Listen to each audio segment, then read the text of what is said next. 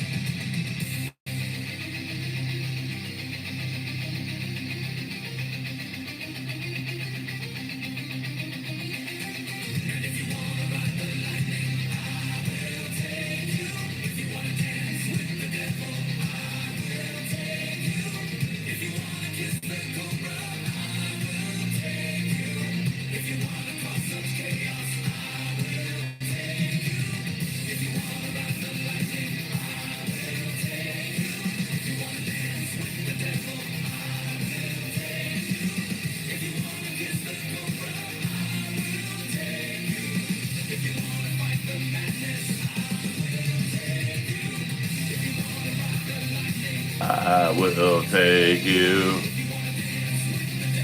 I will take you. If you wanna kiss the cobra, I will take you.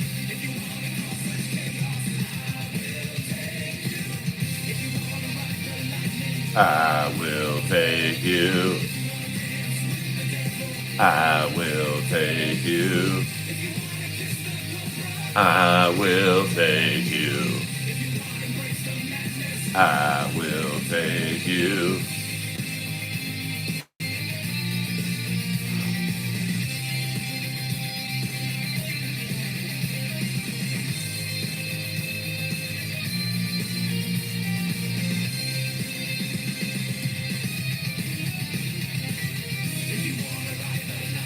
I will take you.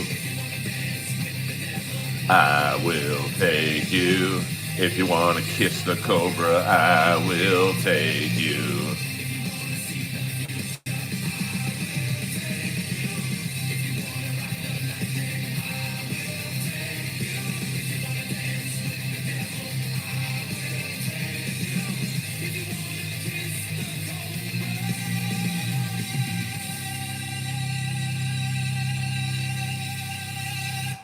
That was I Will Save You by Days Gone By.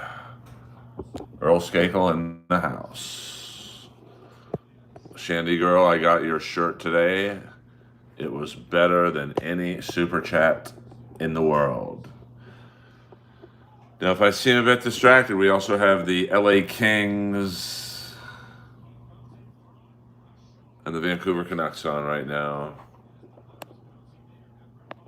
Watching my friend Jeff Malat. Uh-oh. Breakaway by Armia. What are your thoughts on nuclear energy? Yeah, we don't talk about that stuff in here, man. Thank you very much, Shandy Girl. She sent me a shirt from the Sebastian Bach show in Australia. No, we don't do that, Charlie. This isn't morning radio. What up, Ryan? We got a game right now, 16-13 left to go in the third period. Kings and Vancouver Canucks tied 1-1. Vancouver being outshot 18-13. This game was unique in the first period. In the first 4 minutes, you had 3 goals called back. Yeah, I think it should. Yo, Tom Meyer. So Dabbleverse questions are in the house with maybe the most controversial person in the Dabbleverse, the great Tom Myers.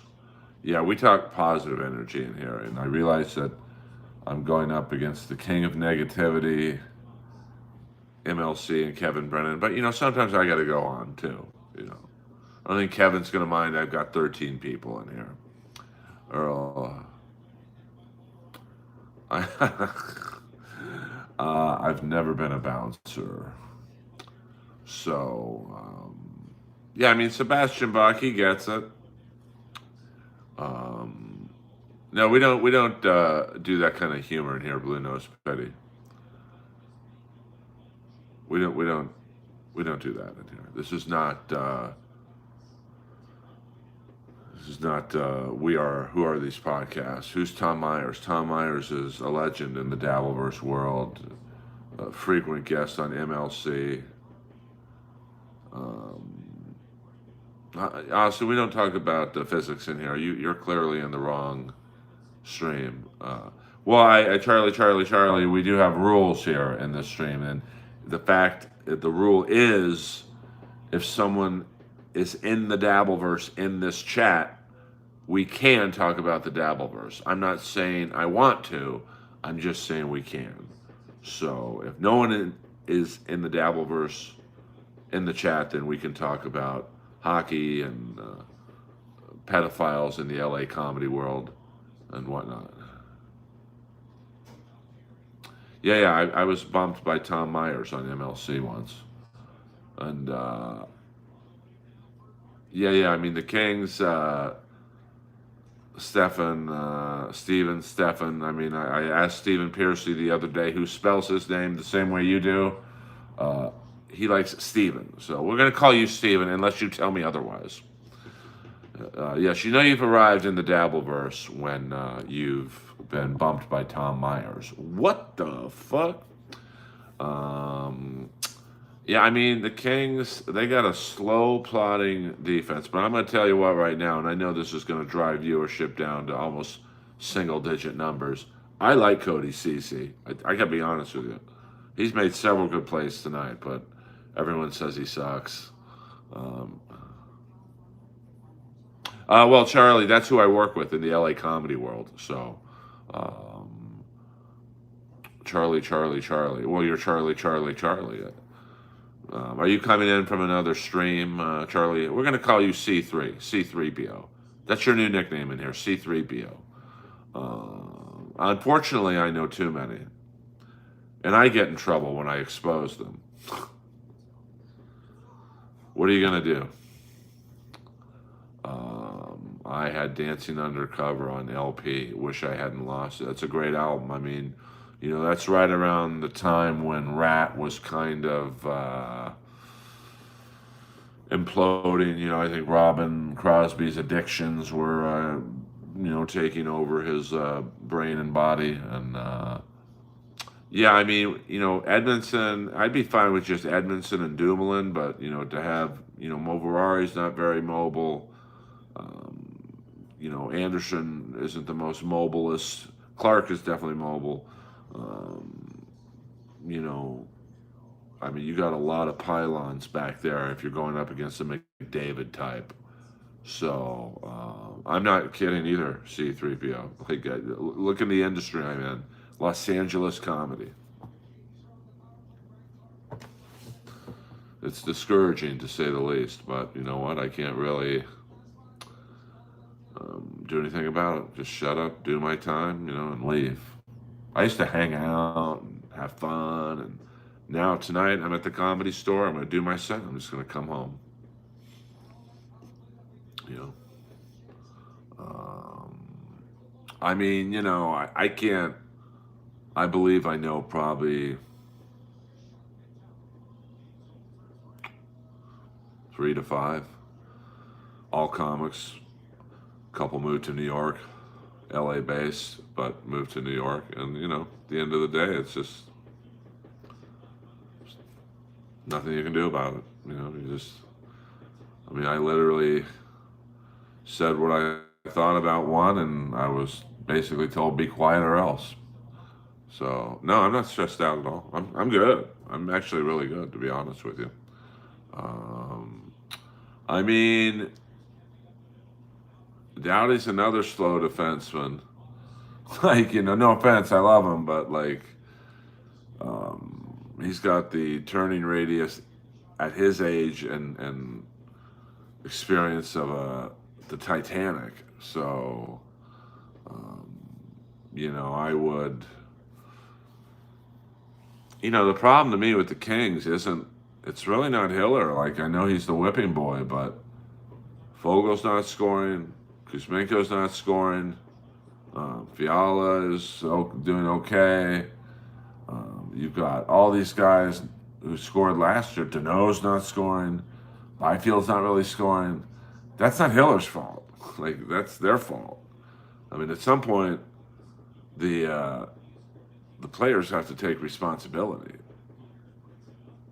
But what do I know?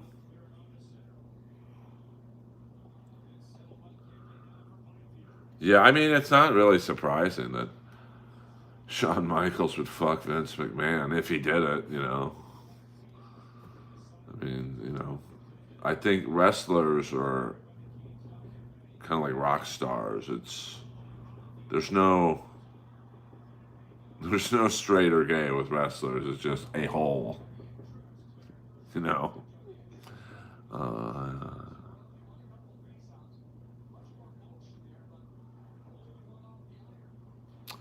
Uh, well, I mean, yeah, I don't mind trolls. CCC, C3PO.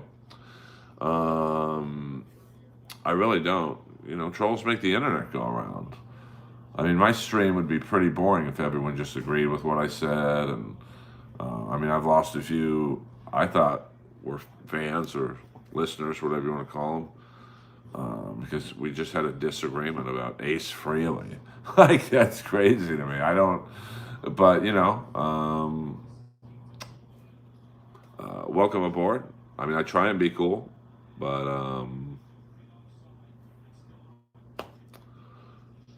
it's I'm not for everyone. That's for sure. We got Corey Perry out there. I mean, it's not good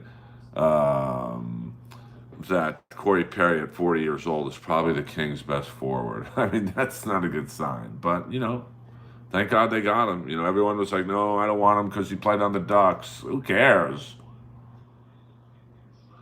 Um, I was saying that Ace Frehley was one of the most influential guitar players of all time, and my friend Gamboul, who you could tell was a guitar player, you could just tell how he talked. Um, he was like, "No, he's not," and I think he thought I meant Ace was technically an influential guitar player. And what I meant was just his style, his vibe, his sloppy playing. So many people picked up a guitar because of Ace.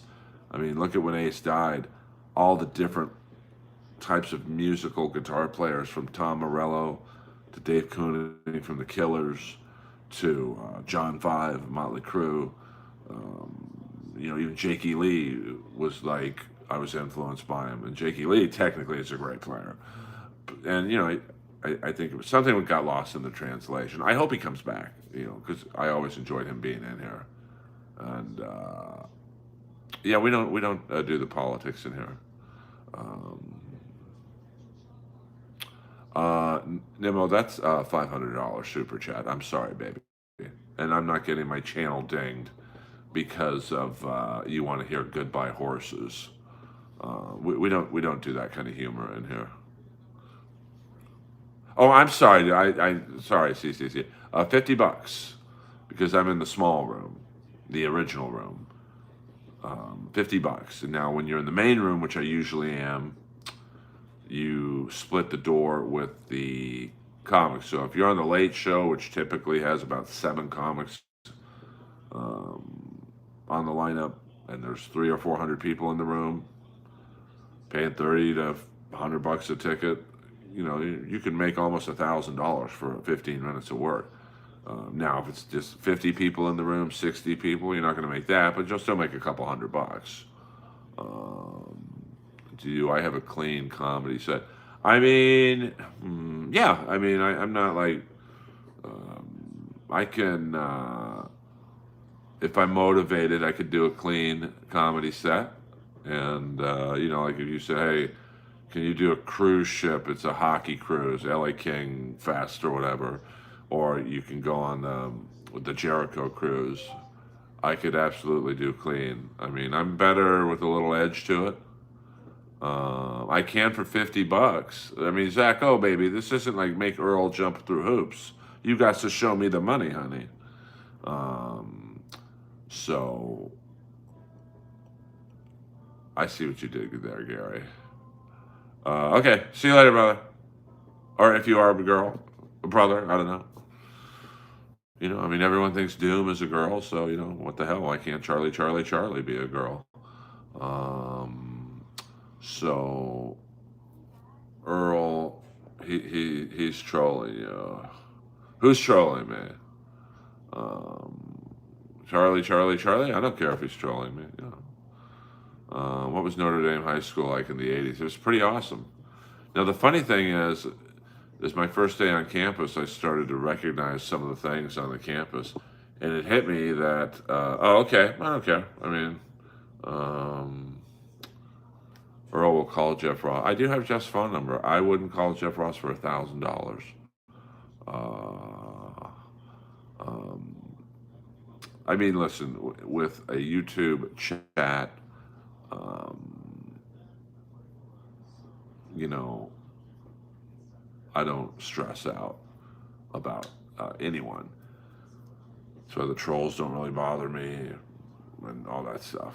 Did you see Rudy play at Notre Dame? No, I went to Notre Dame High School. So long story short, I started seeing things. Um, and I realized that Notre Dame High School was the campus of the White Shadow. Does Don Barris know yet you were begging Tom? I don't think I was begging Tom Brennan for subs, to be honest with you. Um, so, you got some bad intel. And yes, I went to Notre Dame High on the corner of Riverside and Woodman. I mean, oh, I don't mind the trolls. I mean, you guys know me. I don't beg, and no, I'm not stoned. I mean, I don't need to beg, you know. And in terms of me begging for subs, I mean, show me one clip. I'll give you $100 if you can pull up one clip of me begging for subs. So good luck with that. India is a beautiful. It does now, Charlie. It did not look as good as it did, or as good as it does now. It did not look that good. Um, and I'm not from Boston. I'm from L.A. But I will say, I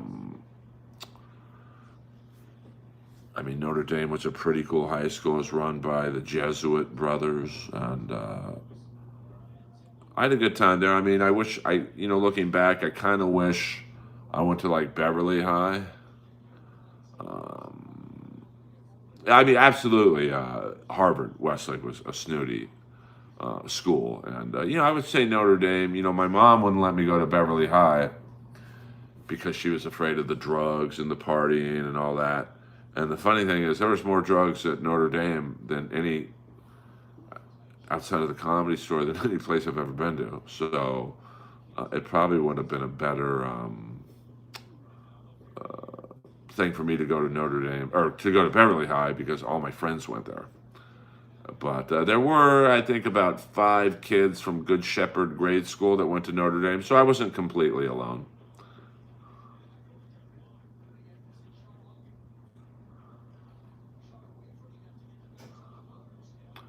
I mean, I don't really, I'm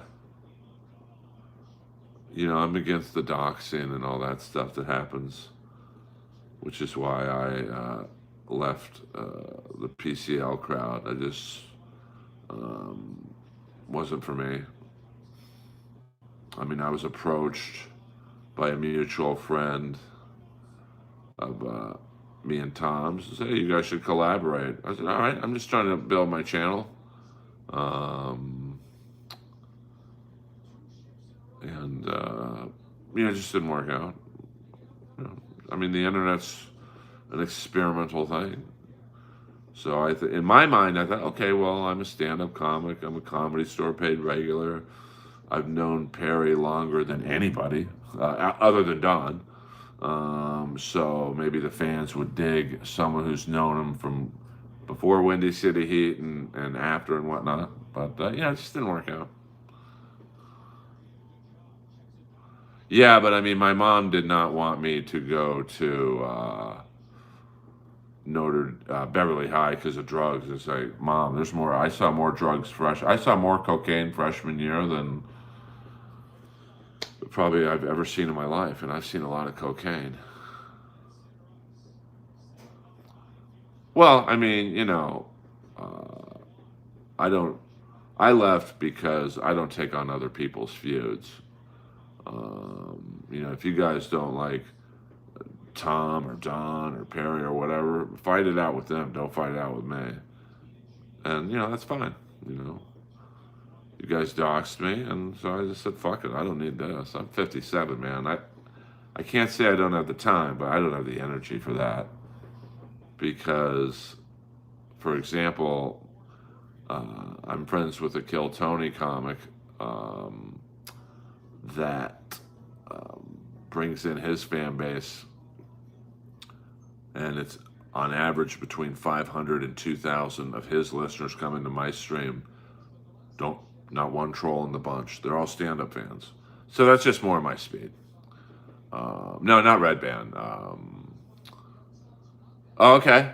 I mean, I like Notre Dame High. If I had, no, David Lucas, I don't think he can afford the internet fees. I'm not going to tell you guys because then you guys, like, you'll start giving him shit. I mean, I finally, uh, I'm finally, no, it's definitely not William Montgomery. I wouldn't want his fans because he has a fan base. And his fan base thinks that he's a comic. He ain't. But, he's in with Rogan and Tony, so,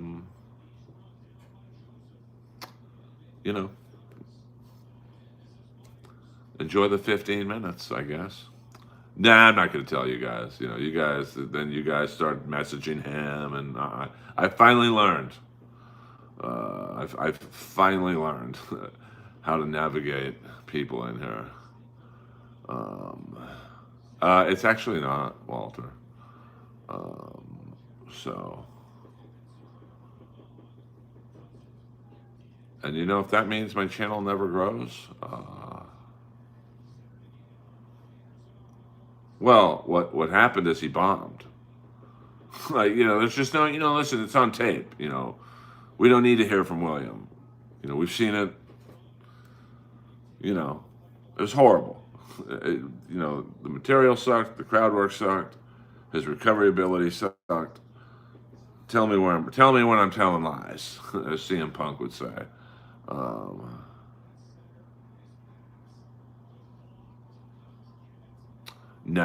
No way. That's not. That may have happened, but if anything, that should have got the crowd on William's side. In my opinion. I mean, it's all on tape. Because if that happened, let's say it happened, then you could have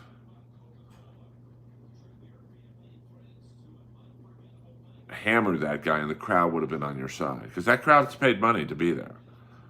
So they don't want to be in some dude from the crowd to interrupt. So that I don't believe. I mean, listen, he bombed. It's fine. Everyone bombs. That's not the... And, listen, let's be honest. I know a few of his openers. They all say that he walks the crowd. So it's not like this is the first time, and I said it, I said it before. This is exactly what happens when you take a Kill Tony comic and you put them out of the Kill Tony crowd into a stand-up crowd. I mean, I think it's cheating when someone uses a notepad. Definitely in roast battle, for sure. But, it's just,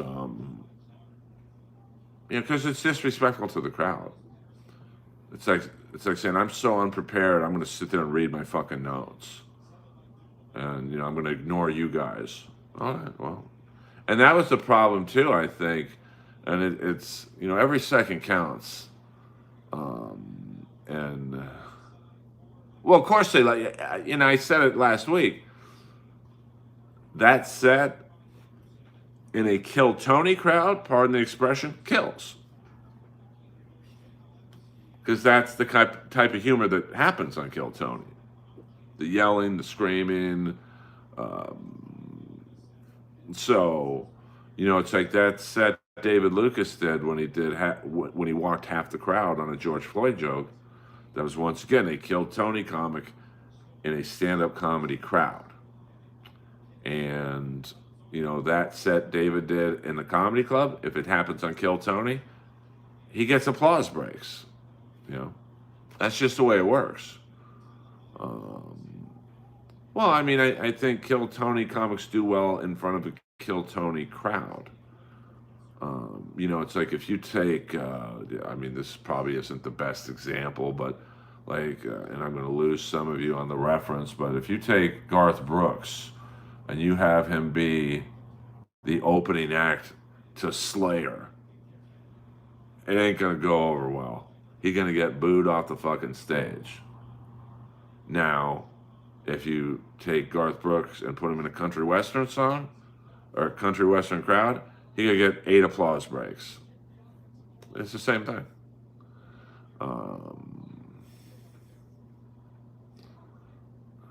You're in trouble. That's the song I know the least amount of words, TB. I'm not going to lie to you. But you know what I'm saying, though? I mean, I saw Sarah Silverman use a notepad when she... listen, it's just not something I would do. Because I like the spontaneity of no notes. So you got to go off the top of the dome. And, and if you go back and watch that Kill Tony thing, or the William Montgomery thing, you'll notice that, every second counts on a comedy stage. Might not seem like it to the audience, but when you're doing comedy, and, he bombed on one joke, and I saw him look down at his notes, that's going to take 1 to 3 seconds. He then is looking for what he's going to say next. So to his eyes, to the brain, that's going to take another 2 to 3 seconds. Another 2 seconds to get it out of his mouth. So that's 10 seconds of silence to a crowd that don't like you already. And that's why I don't think notes help.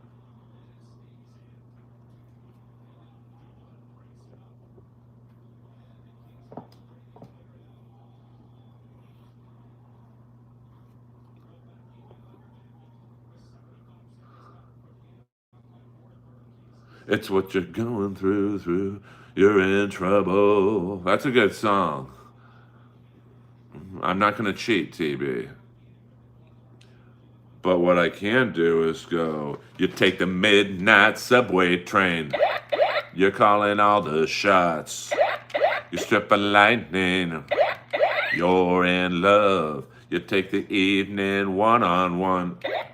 You're only living to have fun. So, these are just my opinions. Oh, 100%. I agree with Tony on that. You couldn't have picked, you could not have picked a worse comic for a Kill Tony comic, especially William. I mean, that guy's fan base, the auto-tune guy, is just so different. They just don't like roast-style comedy. They just like the style that guy does. And so I would agree with him on that. And of course Tony wants him to open for him because he's going to bomb.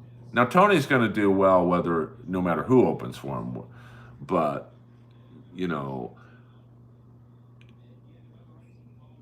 I'm sure Tony wants William to open for him because Tony's going to look like George Carlin after that shit.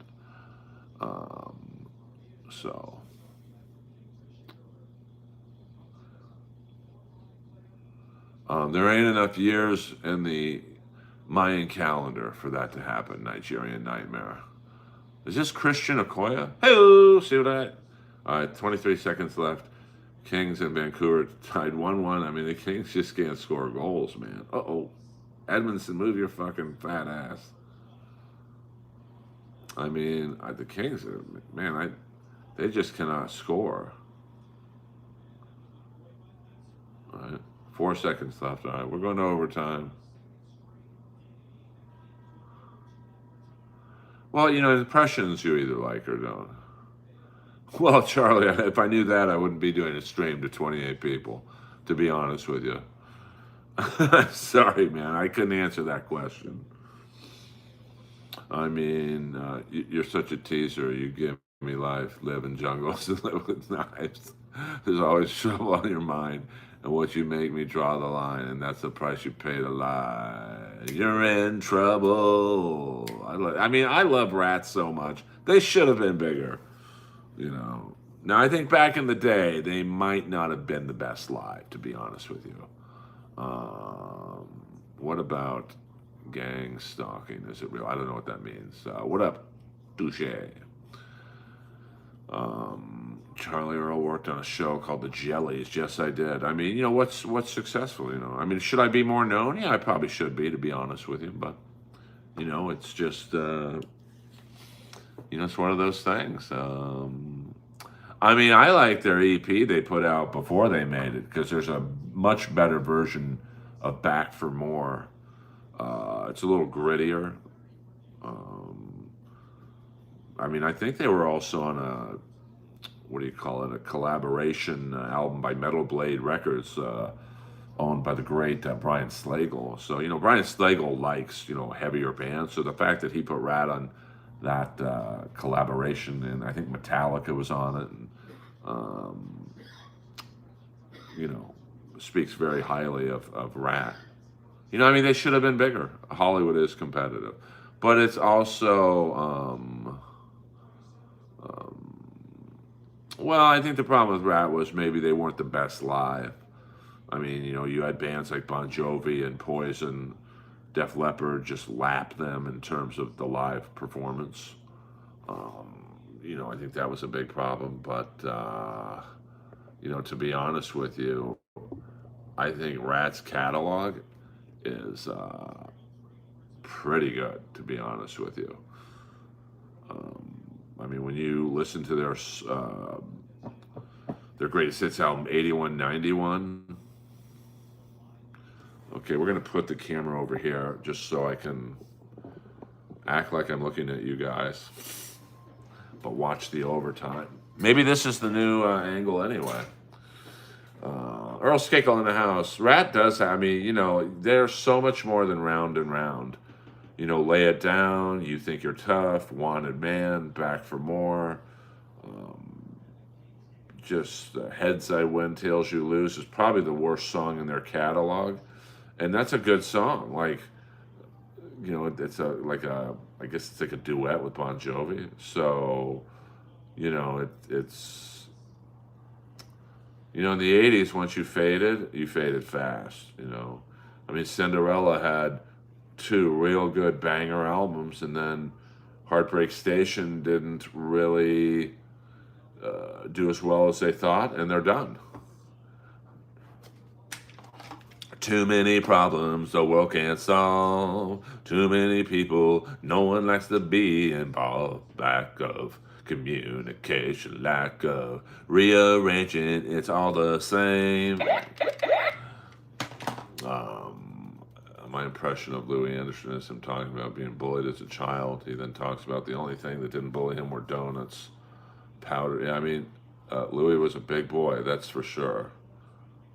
He was a big boy, that's for sure.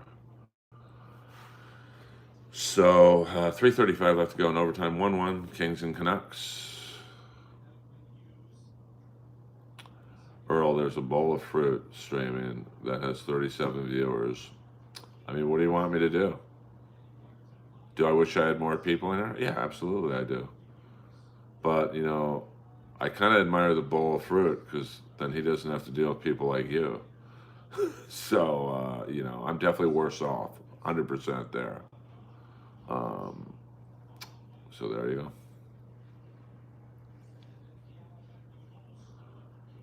Oh, Scorchy, that's, all right, we got a 2-on-1 here. LaFerriere, drop pass to Fiala. Fiala spins and curls, gives it to Clark. Clark with a dipsy doodle mover. All right, Clark's gonna, He's at center ice now. He's resetting the offense. You've got Kopitar and more. 2:35 left to go in overtime. So, yeah, I mean, Louis, I met him a few times, was in his house once for a writing session for the Ian Bagg talk show. Oh, off the crossbar. Clark with a banger.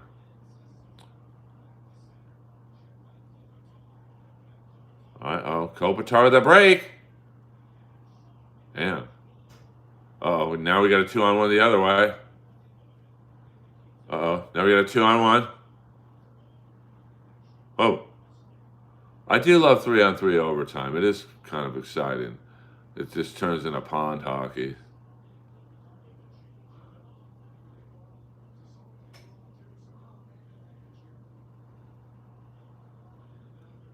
I mean, it is crazy. Some of those streams, like, they watch planes take off from like the Vegas airport. I have like 2,000 people in here, and I've got 30. 29, excuse me. I don't want to be accused of inflating my numbers. You know, the internet makes no sense, man. That's the crazy thing. I mean, literally makes 0 sense. What's popular, what isn't. But that's comedy also. You know, look at comedy. Look at some comics who make it, and so we got a 2-on-1 now. We got Fiala and Kempe Fiala coming in. Oh.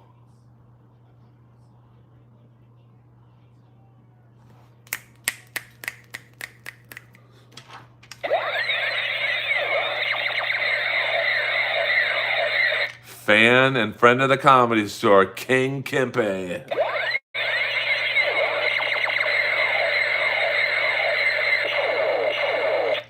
All right, let's get back to talking about a bowl of fruit beating my numbers.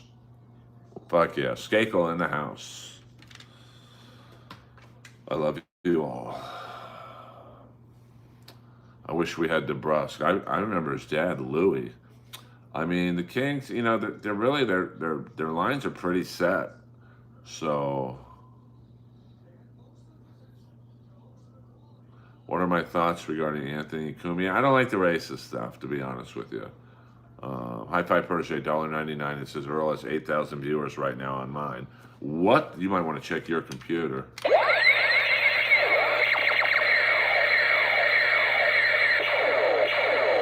Yeah, maybe I should just put a bowl of fruit out and just leave and go do comedy. See how much. You know, I've often wanted to do a sleep stream where I just fucking film myself sleeping. So, does you got bad eyes? You got to learn to speak English, baby doll. But do you have bad English writing skills? Yes, I do have. I do begotten bad eyes. What the fuck? Yes, sleep is the future. Uh-oh. The Canucks are coming back on the ice.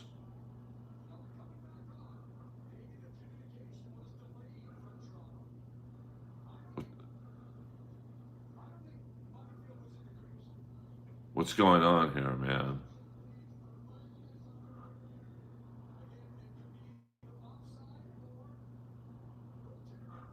Yeah, we don't talk about the Scaremaster in here, so you guys go to another stream. All right, now let's see this.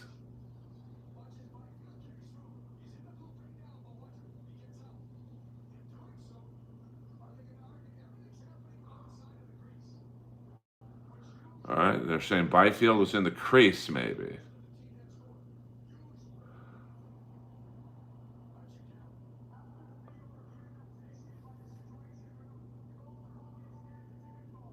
It's a good goal, baby.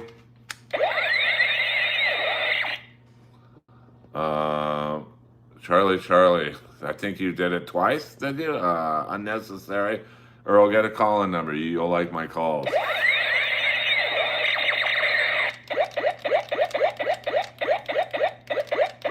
No, I'm good on that, Charlie. I'm not ever taking phone calls. I never took phone calls, but I'm good on that. I just like doing it this way, and you know. Maybe that means I'll never get more than 40 people in the stream, and I'm okay with that. Because this isn't how I make my monthly nut, if you know what I'm saying. This is fun for me. I like talking to you guys. The daddy man, fuck yeah, be cool, be cool, be cool. You can take back them both if you'd like, Charlie, Charlie, Charlie. Or I'll give us your number. We all want to. No, I'm good on that. Yeah, we don't do the Jesus talking here, brother. You're gonna have to go to Pat Dixon's stream on that one. Oh, William Montgomery is nowhere near Brody Stevens. Because the thing about, and I don't know if Rogan was high that day or whatever. I've seen Brody hundreds of times. Literally, I'm not kidding, hundreds of times. There was funny behind everything Brody did. Just his autistic knowledge of high schools. Where'd you come? He would like say I was in the crowd and we didn't know each other. Where'd you go to high school? Notre Dame High. 2 seconds later, Jack McDowell, Cy Young Award winner. Look it up, 82 to 86. Enjoy it. William doesn't do shit like that. He's not quick enough. And then have been told or whatever. Well, he's doing the Holtzman thing. Same thing. There's funny behind what Holtzman does. With William, to me, it's just yelling. It's not funny at all. There's no funny behind it. Why do you think Tony wants him to open up for Tony? Because he knows William's going to bomb, and Tony's going to walk out there like a Greek god. I mean, he's going to do that anyway, but there's a reason comics want people to open for them, because they know they can follow them. Now, Joe is really the rare exception of that, where he would have like super banger comics like Ian Edwards, Joey Diaz, some great, great comics. Do you remember Stephen? I'm gonna call you. I don't want to fuck up Faracioli. $61169.99. Do you remember the Sherman Oaks Notre Dame alma mater? The fight song? I could sing it right now. I'm not like, I don't dislike William. I mean, I said before when he saw me in Austin a few times ago, he actually apologized to me. But that doesn't make, okay, he's funny then.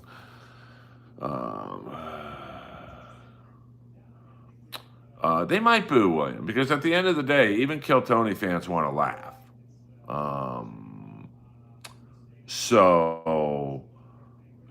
I think maybe for a few minutes they might give him some leeway, but after a while he's going to get heckled and booed. Trust me on that one.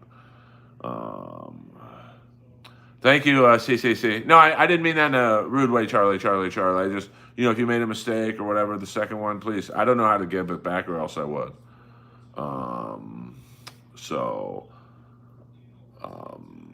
Yeah, I mean, William is, they won't laugh at his jokes for more than 5 minutes. Dude, I know what I'm talking about. I know comedy crowds. I know even a fan base of Tony's. They're going to boo him after about 5 minutes. Because even to them, they paid a lot of money. I don't know what Kill Tony tickets go for or Tony's stand-up shows, but those people are paying $50 to $100. That's a lot of money to a lot of people. So, and if you're on a date, that's $200. The drinks and the merchandise and all that, the meet and greet. I'm sure Tony does those. You're out a couple $100. You want the acts you're seeing to be funny. They're not going to see William. They're going to see Tony. Williams like Stuttering John. Stuttering John, anyone could have done that role. Howard Stern could have gone to Dwayne Reed's, pick up an energy drink, meet a black guy who stutters, and that guy would have gotten the part. Williams expendable. It's like when everyone told me, listen, he might kill when he opens up for Tony, but I know some of Williams' openers on the road, they all say the same thing. He bombs, and he walks the crowd. So, I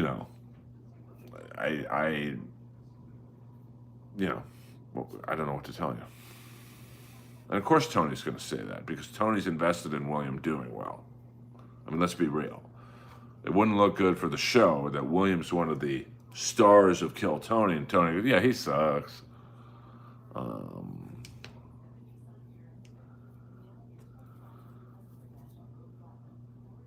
No, we don't. We don't talk about Perry in here. I'm done with that show. I have no affiliation with it.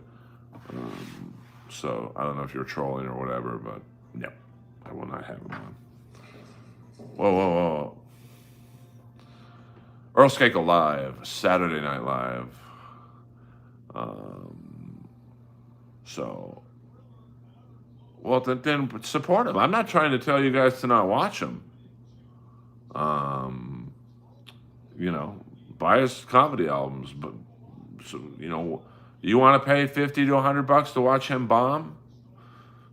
Go ahead, like, all good.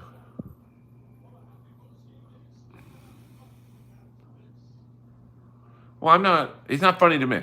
I'm not trying to tell you guys he's not funny. He's not funny to me. But I'm a comedy snob. Uh,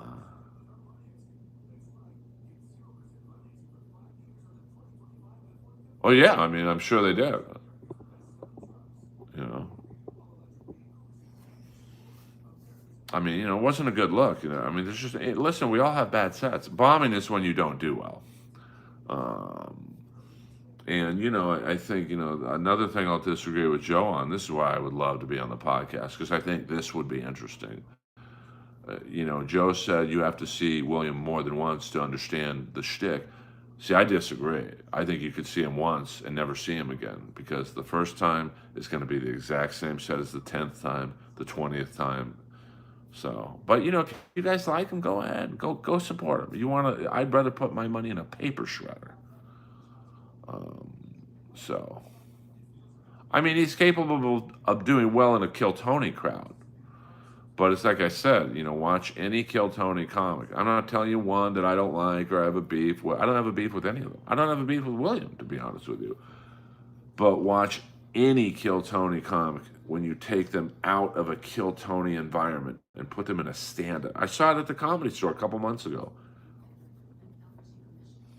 Two Kill Tony comics, very popular on the show. One couldn't get through 3 minutes of potluck. Um, And then the other one got a guest spot on a main room show that was basically Comedy Store paid regulars and this person. And literally, they could not do the 5 minutes. But if you guys want to go see him, go see him. Support him. Buy the merchandise. So, yeah, but do you want to pay? You could go out on the street and look at 100 guys who look like William for free. Yes, man, I don't know who that is, to be honest with you. So,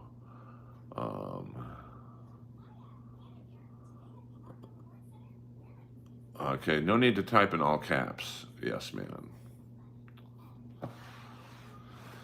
So, welcome to Saturday Night Live in the Earlverse. I appreciate you guys tuning in.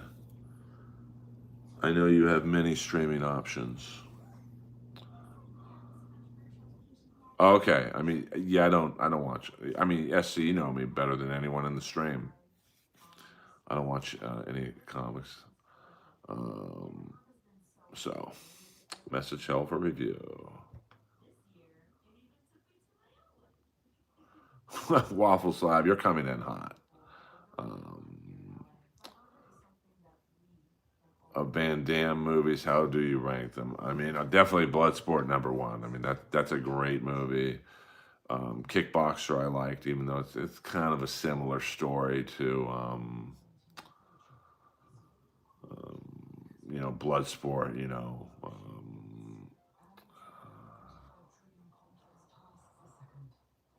yeah, but once again, can this guy do fucking more than 1 minute? You know, I mean, like I said before, you know. So let me finish with Van Damme.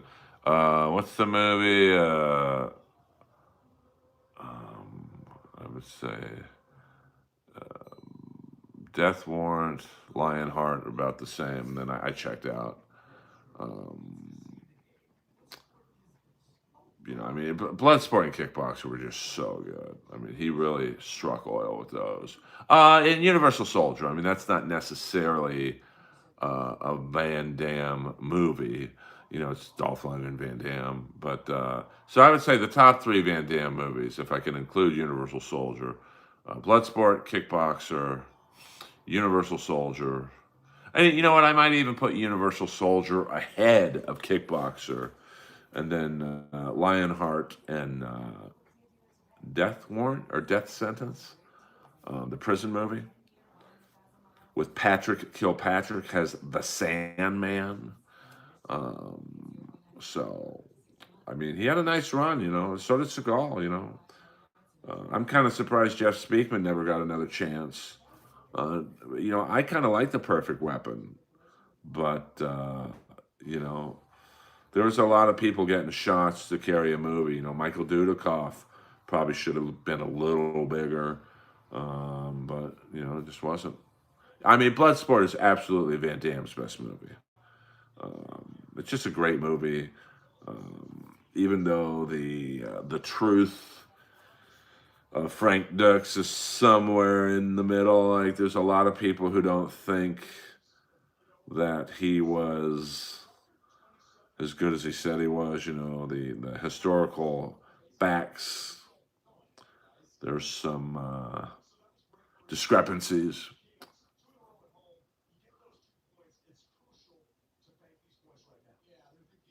What are you rating, man? Van Damme movies. What up, Rudy Baga?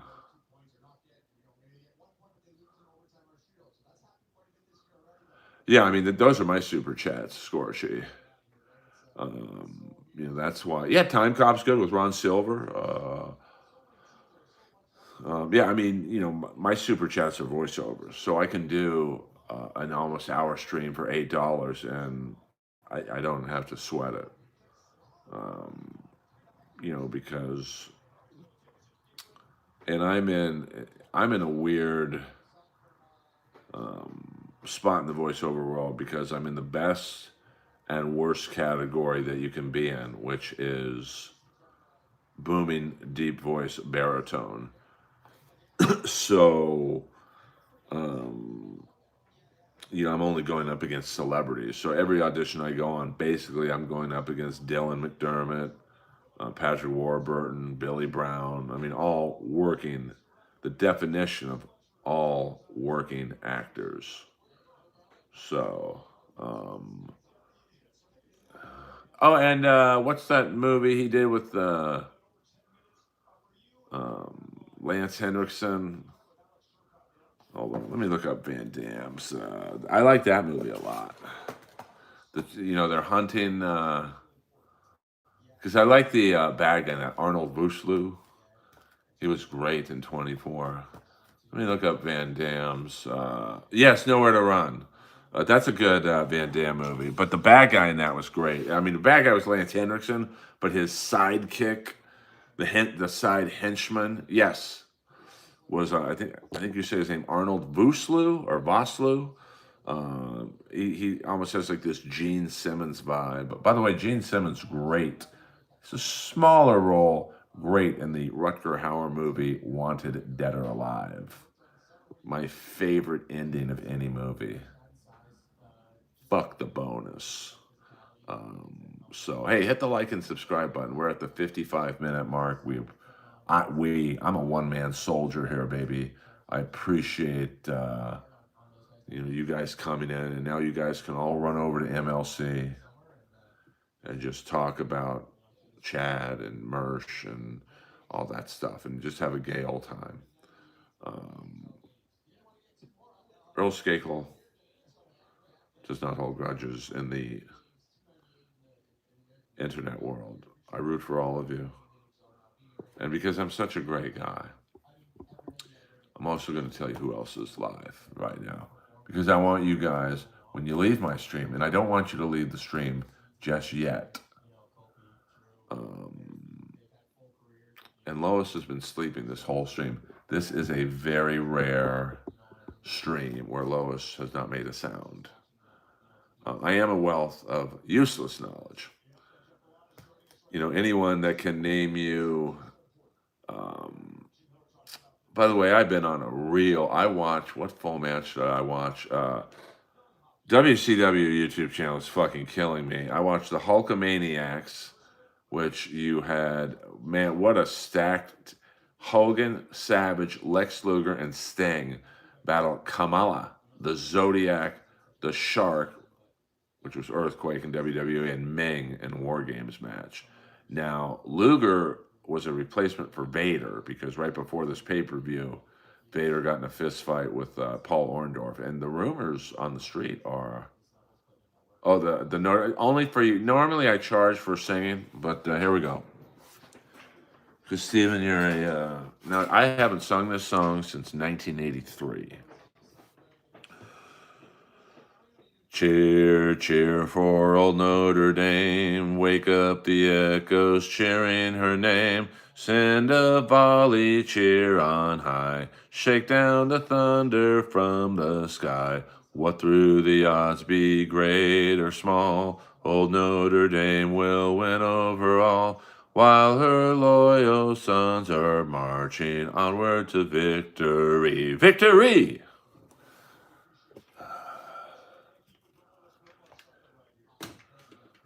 We do allow singing in here. It's my stream. So I want to get some of you trolls to other streams because you guys will never have the life I have, and I'm okay with that.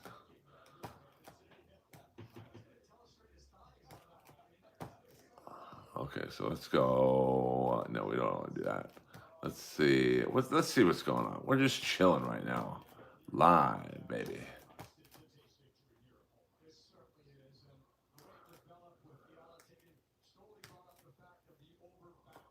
Earl Skakel loves you all.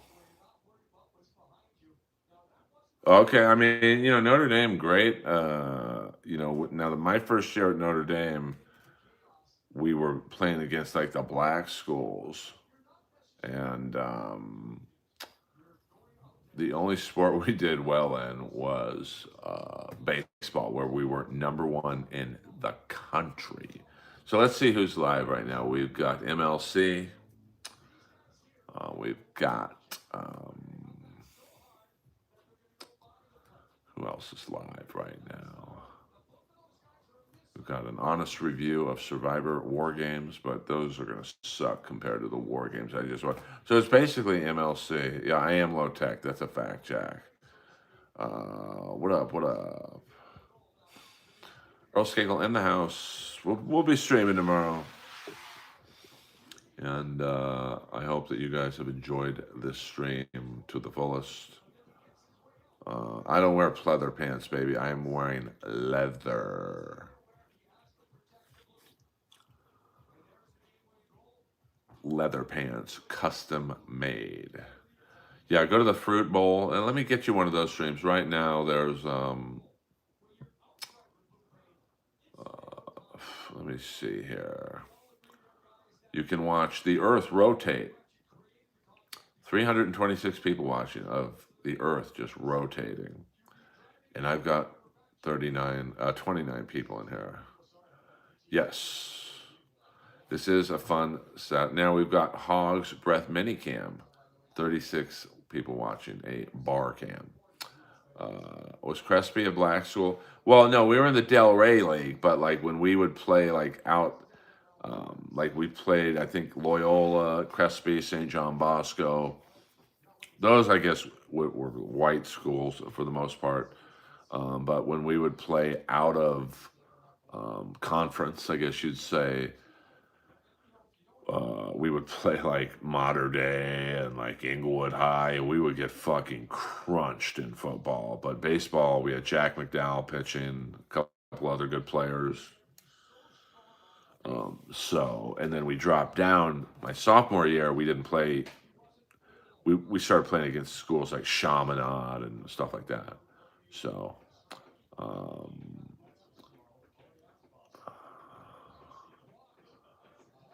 Well, I mean, Wallfresh, why don't you go watch the Bowl of Fruit? I have a feeling. No, we don't do jokes in here. This isn't a potluck at the Comedy Store. This is a stream of an unknown stand-up comic in Los Angeles. But I appreciate you asking. Most people just would have done it. So hit the like and subscribe button. I like the cut of your jib. Yeah, but you're respectful of the stream, which definitely will separate you from most people. Well, actually, I've already got it. I want to be buried like the Leatherman from the Village People, Glenn Hughes. He's actually buried, and this is a true story. He's buried in his leather outfit, assless chaps, and his ass is sticking above the ground so his friends can stop by and give him a cold one. Hello. Who's the biggest athlete you've ever come in contact with in Hollywood, Earl? Well, I don't know who this guy was, but I was at a Russell Peters party. It wasn't even a party; it was just a get together. Russell calls me up like once every 3 years and says, "Come over." And when Russell says, "Come over, baby doll," you come over. And a couple of famous actors or whatever, and then this black guy walks in. He's from Nigeria. I don't know. He was like a black. If you know this reference, cool. If not, I'll describe him. He was like a black giant Gonzalez. Like I'm gonna guess he was 7'7", maybe 250 pounds. So kind of skinny on that frame. But my God, his foot next to mine. I mean, I've got a big foot, like size 13 E wide. I asked him, dude, how big is your foot? And he's like 18, like double G wide. I mean, it was just insane. So that's probably the biggest athlete I've ever met. I don't know who he was. Yeah, Alamany, Crespi. There was Boko Imama. Boko's a big boy. Like he is. Boko is very. I would say probably the two most solid players I've ever like met. Boko Imama and Matt Roy. When Matt Roy came to the Comedy Store and I put my arm around him, it was like I was hugging a brick. Now, if you don't count that guy from Russell Peters,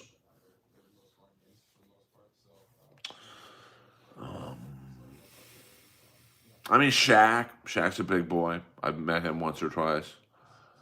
You don't. No, you dry clean them, and I think they turn them inside out.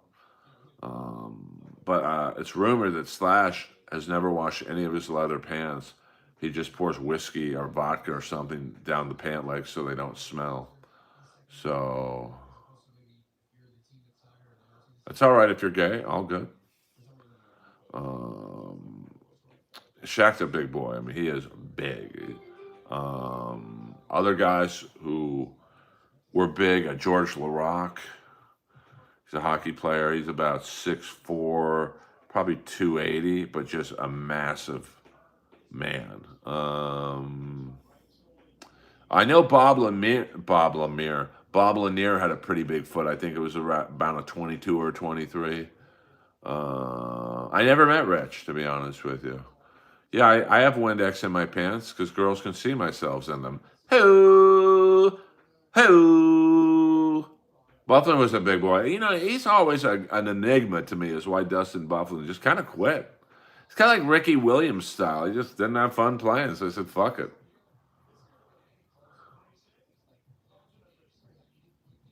Oh, yeah, I could see that. My favorite modern day guy blowing up at the store. I absolutely have a big head. I mean, Ron Taylor, but he's more of a, I think he's in New York or Detroit now. But of the people in LA specifically, I mean, Matt Lockwood's very funny. He's a very young guy. I think he was just on Comics Unleashed or something, so you might want to check that out. I don't sweat in them. And I've never had a yeast infection. So, I wear an 8+ in size hats. I mean, I just saw some, I think it's well. Actually, I don't want to even say the name of the company because I wrote them a inquiry about their product, and here's a fucking struggling company on Instagram. They market to big heads, and I say, hey, what's your biggest beanie? They read it, never even got back to me. So fuck them. I mean, but oddly enough, you know, when I met George LaRock, I mean, he had a big hand for sure, but Shane Doan's hand was bigger. And Shane Doan's probably about 6'3", 220, definitely a big dude. But, you know, yeah, I mean, you know, what is Shaq, 7'1", probably 350 pounds. I mean, I'm trying to, well, I mean, I didn't meet him, but when I was at WrestleMania 39 at SoFi Stadium, I walked by Omas, who I think is a legit 7'4", 400 or 500 pounds, and he looks it. Like, trust me on that one. He looks every bit of it. Um, so I'm trying to think. I never met Giant Gonzalez. I mean, I've been in a room with the Undertaker. He's a pretty big dude. Um, I mean, the Great Khali, I saw once in a room. I mean, he's not only tall, like Giant Gonzalez. Well, Giant Gonzalez was pretty big, but like the Great Khali is not only tall but like wide. Like he, um, uh, oh yeah, I mean, and Gene Simmons is about 6'5". Milan Lucic, never met him. I guess he's done. Um, well, Jeff, I didn't want to say their name, but yeah, that's. I think that's it. I think that was the company's name. But they didn't even get back to me. I'm like, hey man, I'm a comic in LA. I want to wear some beanies on stage, and I think maybe they thought I was trying to get a freebie. I said, I literally said I will pay for what, if you guys have something that would be a good fit for me. And some of these businesses wonder why they're out of fucking business. Yeah, I think he got released by the Blues farm team. So Springfield, is it? So it looks like his career is over. Okay, well, I'm not gonna fucking chase a company down to, buy a $30 to $40 beanie. Like, if you guys can't give me a simple fucking reply, then fuck it. I'll just wear the one Burton beanie I have. I don't know. I don't know. That's why most businesses go out of business. I mean, like in LA, and it's a different thing. It's not hats, but like Dan Tana's is packed every night of the week, 365 days a year, 7 days a week, because their service is impeccable. And yeah, I get treated really well there when I walk in, but they treat the guy who walks in after me, who's never been there before, as good as they do me, and that's why that guy will come back. So, it's just disappointing. Um, I mean, I'm trying to think of some other big athletes I've met. I mean, Big Bill actually is probably the biggest guy that I personally interacted with. He was in my car. He's a very funny stand up. And so I got him a spot at the Comedy Store, and he did so well. He's like, hey, let's go somewhere else. I'm like, bro, I don't know if you'll fit in my fucking car. And I had a Jeep. So the seat goes all the way back, the leg rest goes down, and he looked like a 2-year-old in one of those um, My Little Pony cars. And his wife is in the back seat. She could barely sit in the back seat because he's taking up so much space. We go to another show. He does well there.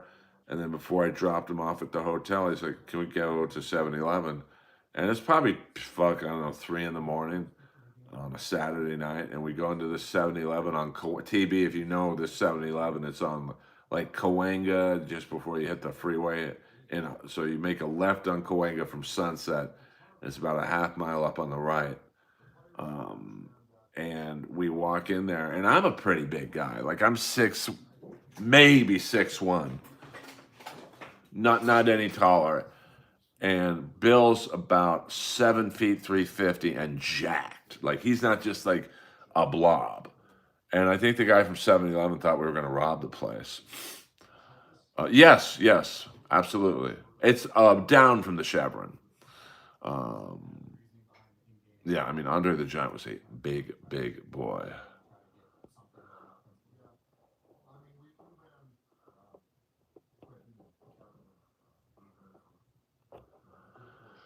I mean, I'm trying to think. I mean, Bill's no one has been in my car bigger than Big Bill. But when we used to do wrestling shows, um, at the Comedy Store, I mean, those guys would all come, and like who was it? Miro was a big guy, not the biggest guy, but not someone I would fuck with.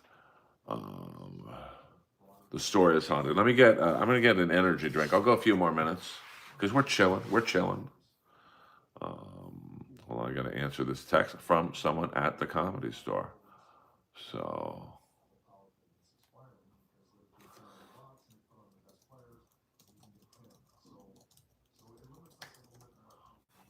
let me get my energy drink.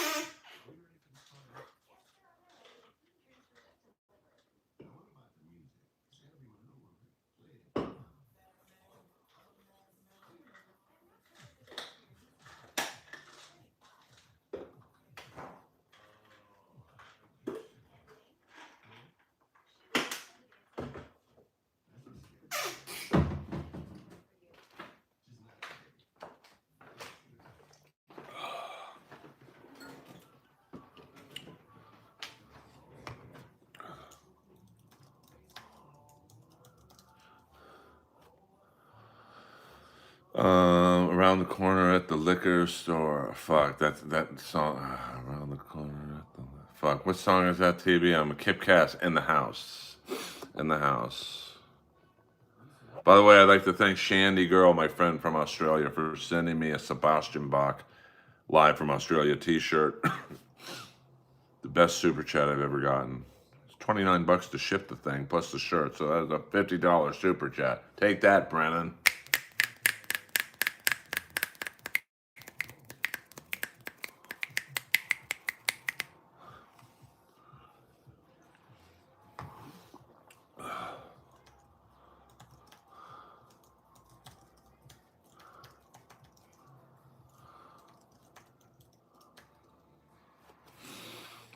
Around the corner at the fuck that it's on the tip of my tongue. Oh, around the corner at the liquor store. Dee dee dee dee dee dee dee dee. The cheapest stuff is all I need to get me back on my feet again. Ooh, it's cold gin time again. You know you'll always win. Fuck yeah, Earl. Where can we send you gifts? I don't want gifts. Like I don't want anything from you guys. I don't grift on here. Like yeah, if you guys and the subscriptions mean more to me than anything. Because to be honest with you, and I'm not complaining, I've made $7.98 tonight. YouTube takes 30% of that. So I'm just trying to build my channel, man. Like money's money, but So I mean, hey, that's $8 more than I had before I started this stream. But I like a Parasite Baby. Deedly dee dee dee dee dee deedly dee dee dee dee dee. She always. You got it. If you want to hear a good song, TB, click 5. Not just the girl, but it's a song called Angel in You, Devil in Me. And it's a song written by Paul Stanley with a guitar solo by Elliot Easton. When I saw her, she looked my way, and I knew that I was over my head. Ruby lips on a smile so sweet, with a rude attitude that can knock me dead. Suddenly, I heard a voice and she called my name. Suddenly, I grabbed my bat and I'm back in the game. That is a Paul Stanley cheeseburger there. So, Rudy Baga is in the house, so we can talk. I don't want anything sent to the Comedy Store because the great AC/DC. No, it's a catchy song. I mean, I know you don't strike me as a boy band esque fan, but they played their own instruments. They all graduated from the Berklee School of Music, and they're really good. I mean, I saw them play at the Troubadour a couple weeks ago, and now it's not the original 5 anymore, but it's the original rhythm guitar player, and the original bass player, and then my buddy Will on drums, And I don't know who's on keyboards now, but let me pull up that song, and you guys have been good to me tonight. Let's no, wrong button here. This is the Click 5 song. Not just the girl. I mean, everyone knows that song. But Click 5, Angel, and You, Devil, and Me. It's catchy, man. And TB, I wouldn't steer you down the wrong. Hold on. Lyrics. Okay, here we go. Here we go.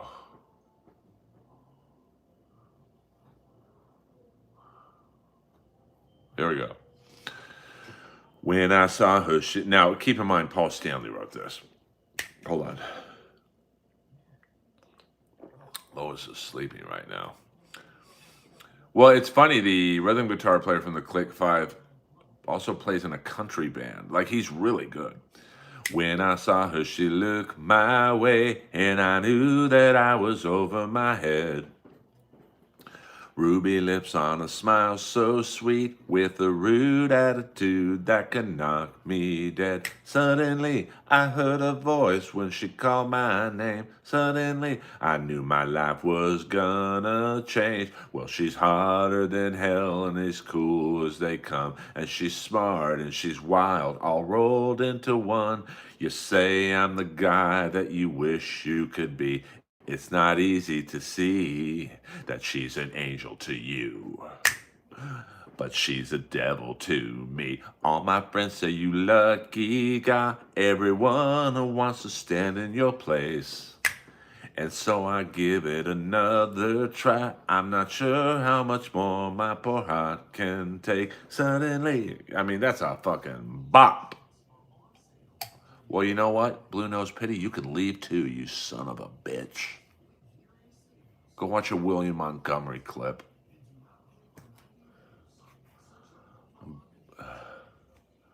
I'm shooting a karaoke movie. I only work for free.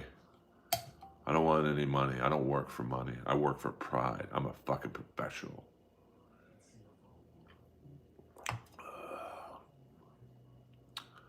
Well, that's not a good sign as stars Bobby Lee. I mean, yeah, I got a fruit bowl you can watch, bitch.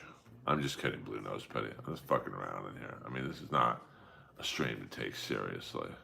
You want that? Go to MLC, talk about everyone's fucking numbers. I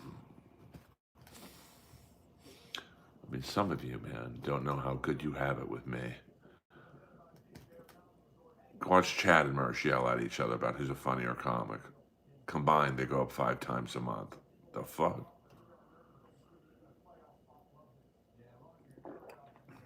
Rough.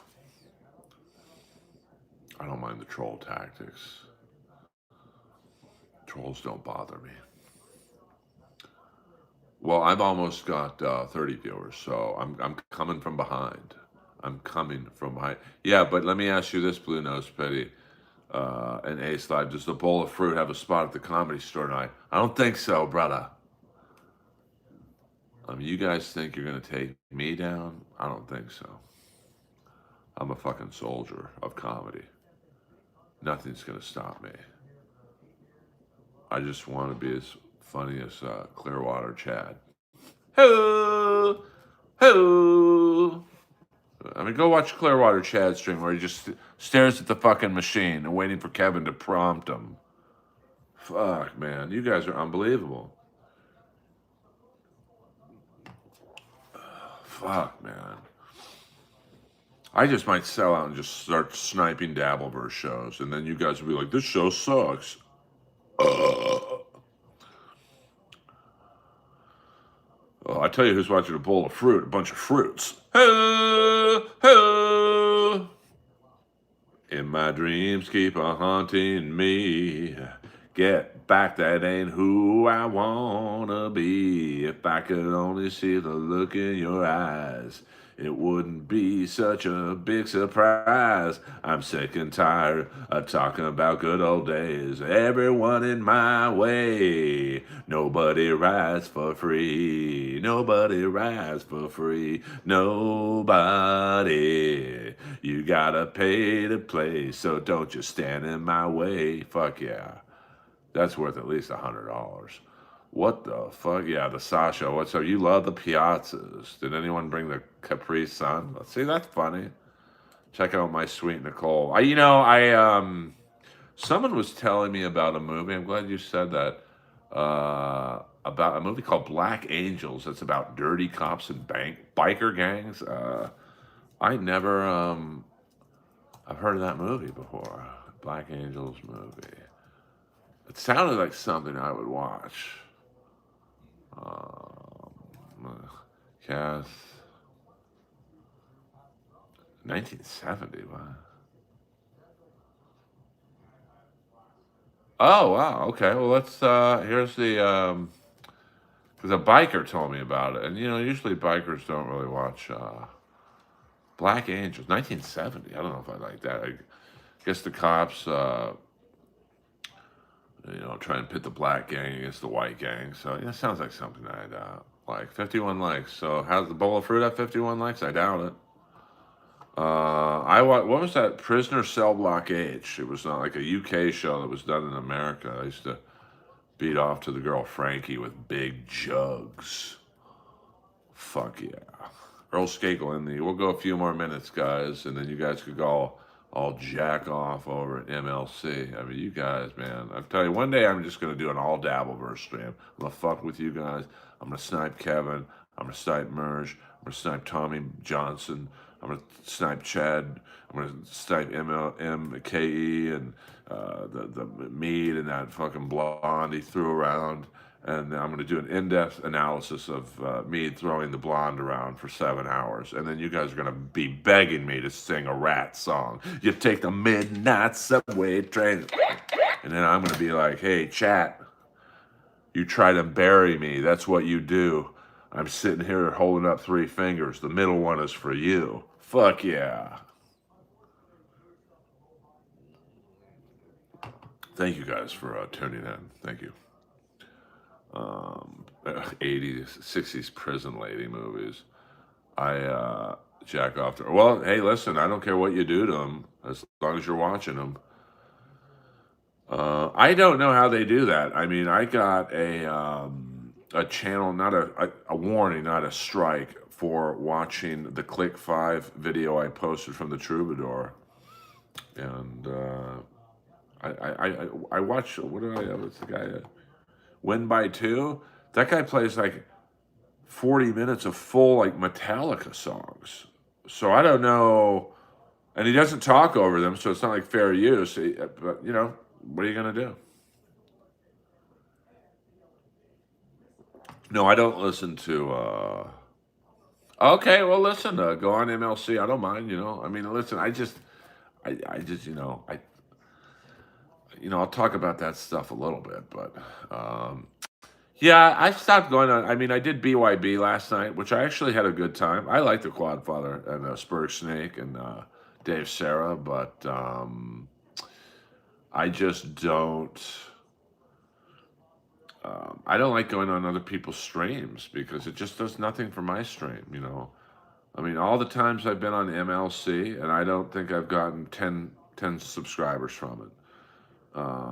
So I just want to do my stream, and every now and then I'll do MLC with Florentine, and I mean, I don't mind Mersh. I don't know much about him, to be honest with you. I know he said he opened up for Stanhope back in the day, so that's all I really know about him. But I didn't like Chad going over to his house, but Earl, you were cool on BYB. Oh yeah, I had a good time on BYB. I mean, listen, I said it before. I'm a very loyal guy, and Quadfather, along with Tracy Carnazzo, were the only ones trying to help me get monetized. So, and it's a good conversation. I mean, Dave Serra was a good side host. He's asking Comedy Store questions and whatnot, and I mean, I had a really good time. So now, did I get any subscribers from it? Not a single one. But I like those guys, so I'll do it. But I got to start working on my stream. My stream, you scream, we all scream. Ooh, ooh, ooh, ooh, ooh. Oh O'Neill and Duet want you on. Yeah, but here's the problem with me going on Slop Quest again is that I'm sick of doing shit for free, and I love those guys, but Slop Quest is filmed in Burbank, and for me, that's about a 45-minute to an hour drive both ways. So 2 hours in the car, an hour there, and I'm not really picking up any subscribers from it. Be one thing if I was getting, hey, you do that. That's 3 hours. I could either do a stream on my own or whatever. And I love those guys, but I've stopped working for free, man. You want me on something, pay me. You'll survive without me, but I'll survive without you.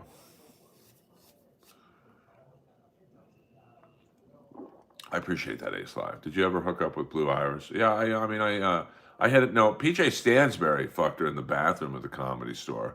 So go to PJ's stream for that story.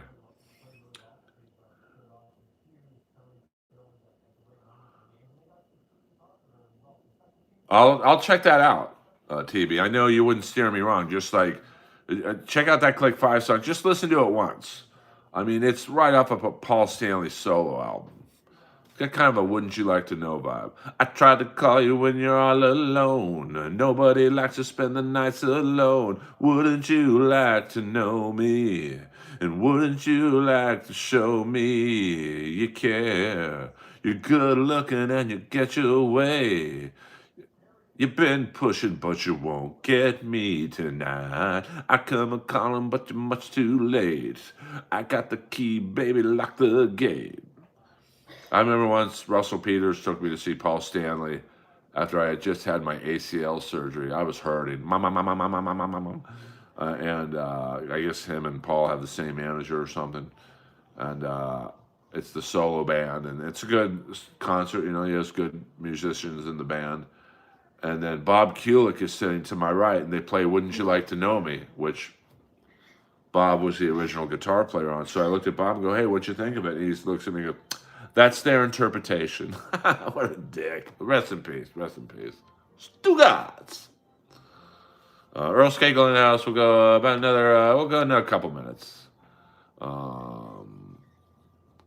Oh no, I love Slop Quest. I love DeWitt. I love O'Neill. I mean, O'Neill's a homie of homies to me, but that's 3 hours out of my day. And like I said, it'd be like going to Rogan. Now that's not a fair comparison, but like if Joe called me up and said, "Hey, come Monday, be on the pod," I would do it without hesitation, and I would take a financial loss to do it. I would pay for a first-class ticket to get there as soon as I could Monday morning. I'd stay at a 5-star hotel because Daddy don't fly coach. So I'd probably spend $3 to $5 grand to do that show. But that's going to help me get hundreds, thousands of subscribers, probably get on Gutfeld from it, So the juice is worth the squeeze. I just think there's not a lot of juice left for me to squeeze at Slop Quest. Yeah, Paul and Jim. That's why you're going to see Kiss everywhere. And trust me, Kiss will tour in makeup again. Trust me on that one, because whoever bought their fucking the rights to their music is, hey, we're gonna make more music if you guys are more money if you guys are touring. I mean, I went to fucking Motley Crue's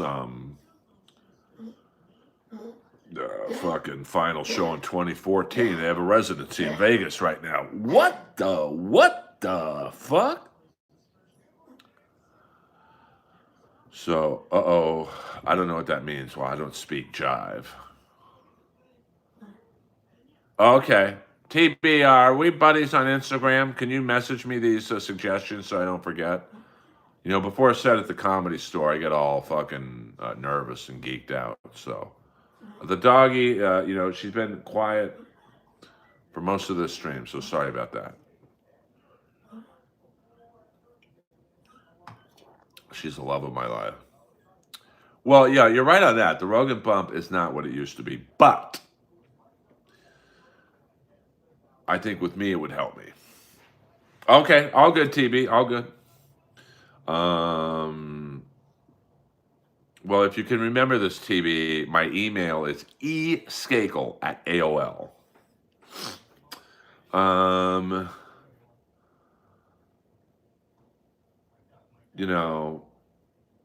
What are you gonna do?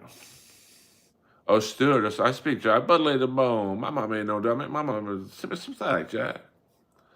Um, so the Rogan bump would help me. No, I don't think it. Because it would be a good interview. It would not be. Um, I just think it would be a good interview because it wouldn't be the standard. Tell us about your comedy career. Hey, tell us about your worst set ever. We'd get into it. We'd get into the Kennedy connection. We'd get into, probably why I don't like Jeff Ross. That's, you don't really hear people go on Rogan and name names. And I would. And so I think it would be a very good interview, but, I don't think Joe thinks it would be. So what are you going to do?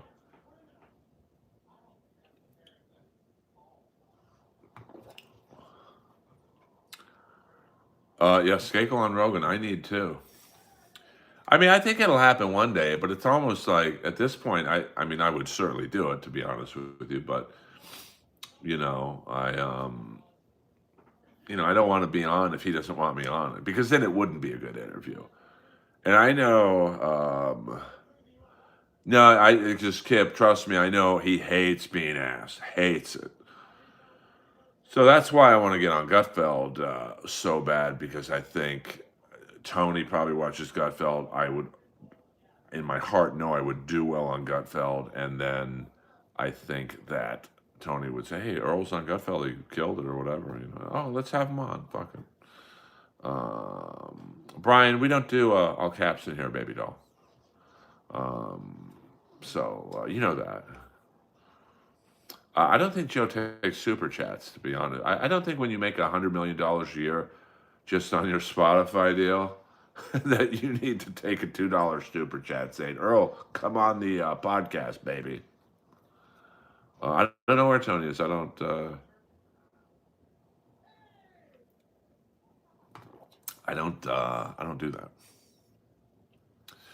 that. Yeah, but I'm not in Austin, and I won't go there just to like loiter like a shelter dog looking for a bone.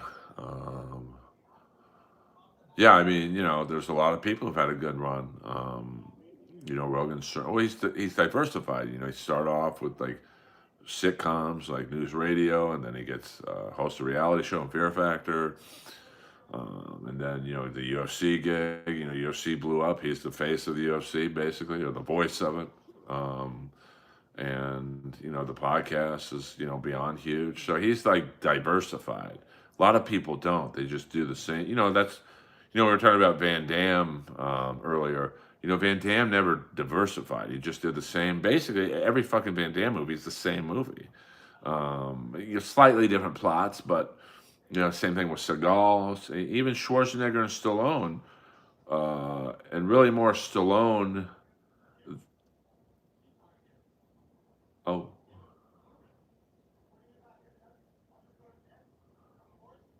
um, even Stallone tried a few movies where he was acting, like Copland and Rambo and stuff like that.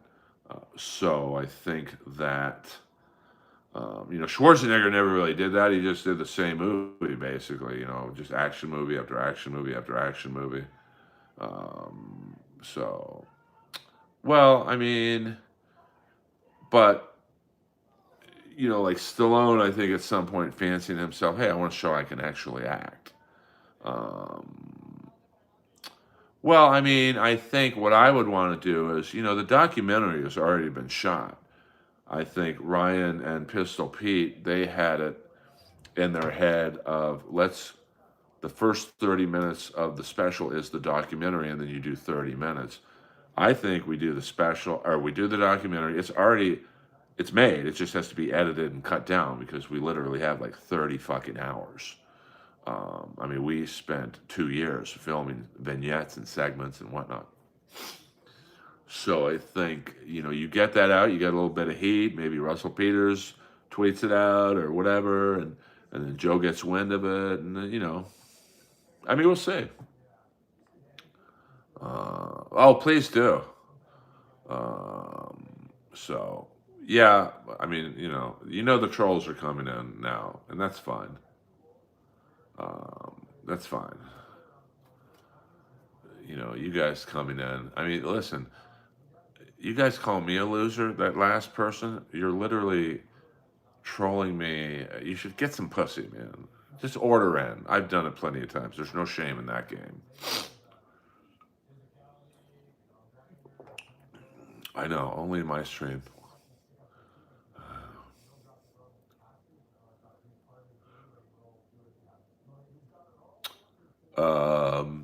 Yeah, probably would. But to be honest with you, that would mean, SC, that I would have to watch them. So I'm good. But you're right. I mean, that's the type of shit that I'm not willing to do, but would do well. I mean, if I did that video and ripped, Montgomery and David Lucas and, I don't know, all the other people, that's what plays right now on YouTube. Batman collection. I don't have a Batman collection. I have a RoboCop and wrestling action figures, baby. But I appreciate you noticing. Yeah, no, you're probably right. You probably would get more than that. I probably should. Yeah, I mean, I'm not saying I wouldn't do it. By the way, I've been asked to judge Roast Battle in Austin, Texas in March. Will I do it? I don't know. Probably not, because I love how this is LA comedy in a nutshell. So I'm asked to judge Roast Battle in March in Austin at the Mothership. And when someone asks me to do a gig, I'm assuming everything's paid for.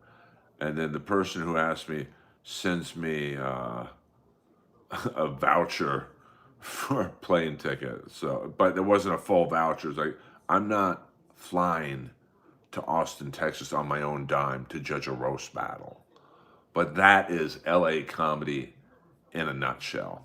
So, buy a billboard on Sunset. You know what one I want? And TB, I know you're going to know this one. Okay, so me and TB are local yokels. You want to pay for the plane ticket, SC? I'll fly there. Uh, so let's say you're going west on Sunset. You pass Crescent Heights and you start to hit the curve. It's the TNT billboard, and it's right to the right. I think it's right. So you go up that road to the Mondrian. It's that first billboard to the left. So you pass it on your left as you're making a right into the Mondrian. No, I'm sorry, Chateau Marmont. Chateau Marmont. As you're going into the Chateau Marmont Valet, that billboard would be on the left. It's the perfect billboard. Everyone drives by that billboard. So hopefully I win the Powerball tonight, and I'll buy my own plane ticket to the Mothership. Kyle Schwarber. No, I did not say that. You should go to Austin. I hook you up, man. I get you in free at the Mothership. You meet whoever you want to meet. I could set that up very easily if you ever want to go. I mean, listen, I was treated well at the Mothership. I've said that. But I just didn't. I just felt a little out of place. I just felt like. I literally felt like the last guy in a gangbang movie. Like, I'm in the movie, but I wish I got there earlier. So, we'll see. We'll see, Never say never in the world of Earl Skakel.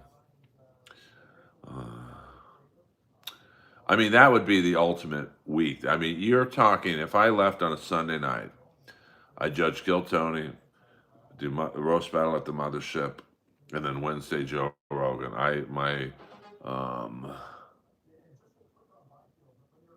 That would, that would be the fantasy Austin week. Maybe, I don't know. I mean, never say never. I don't want you guys to think I'm negative, but we'll see. I mean, never say never. That would be funny. It's shit like that would be so funny. Like, if I ever had like a lot of disposable income, I would do that. That'd be so fucking funny. I'd take out a billboard right by the Mothership. I can't wrap my car; it's a lease. Hello, I'm not wrapping a BMW. Maybe the Dodge Magnum. That was a real. Maybe Rob Schneider can get you in his movie. Oh wait, no. See, Scorchy, you're wrong. Rob's had a lot of movies the last couple of years. Either independent films like Big Stan, which is actually his favorite money. Yeah, if I had like FU money, I'd do my own advertising blitz in Austin. I'd be the most popular comic in Austin and never set foot there. That's how you do it. Yeah, me and Jeff Dye will just start our own GoFundMe. Fuck it. I did a GoFundMe like 2 years ago as a joke, just like Jeff Dye did. So that's why I didn't really get too mad at him. Um, and then my description for the GoFundMe, I said, I'm not sick. I just want to see how stupid people are to give me money. And I got like $2,500. I know we don't do songs in here, man. What am I, a morning zoo radio guy? What am I, man cow? So, Earl Skakel in the house. Hit the like and subscribe button. And no, I will not play your song. I'm not going to get dinged for music infringement. Thank you very much. We will go another 2 minutes, guys. Another 2 minutes. Thank you very much. It's been a fun Saturday night show. I've got to get ready for the Comedy Store. My spot's in 2 hours. What the fuck? And there you go, Buddhist priests in the house. He took Cam Johnson's place. You mean Cam Patterson's place? No, I definitely don't. You know, I've seen 1,000 Kill Tony paid regulars come and go. I mean, when Kill Tony first started to pop up, Malcolm Hatchett was supposed to be the man. He's now homeless. Earl Skakel, over and out. I love you guys all. I got to get ready. Comedy Store for life. I appreciate the old schoolers, Kip Smith, SC, Jess Jenna. Thank you, Shandy Girl, for my t-shirt. I will wear it on stage tonight. And just remember, you guys are all fucking Earl soldiers.